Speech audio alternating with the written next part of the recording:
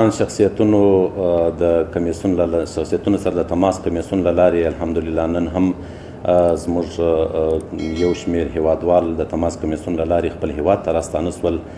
دلته له موږ سره نږدې اصولي صاحب ده چې د خوست ولایت څخه د پارلمان وکیل پاته سوی ده.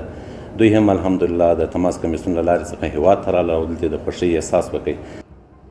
ضرورت لیدل کېږي چې حاکم نظام انتخاب وکړي، یا دوی صرف طالبان دي او یا دوی د افغانستان واکداران دي.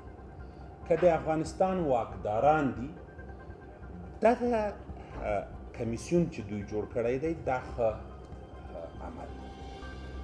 دوی چې غېږه خلاصه کړې ده ولس ته دا ښه عمل دی.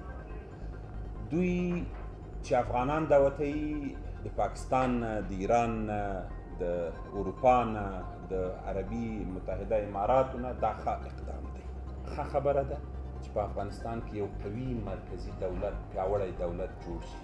داسې یو دولت چې ټوله دنیا یې په رسمیت وپېژني. داسې یو دولت چې په هغې کې د ټولو اقشارو حقوق ورته ورسي، د شریعت د چوکاټ لاندې. ځکه دغه جنجالونه چې تیر شوي دي او دوی چې ادعا لري نن ورځ حاکمان، زه به طالبان نه وایم ځکه طالبان کوچنۍ ډله کېږي. حاکمان به ځکه ووایو چې دوی نن سبا حاکمان دي او دوی هم باید ووایي چې موږ حاکمان. نور طالب نه باید وي تنها طالب، ځکه که طالب شو تنها بیا خو د خلکو ادعا د سیاسیونو ادعا جوړېږي چې دا خو یوې ډلې قدرت انحصار کړی ده.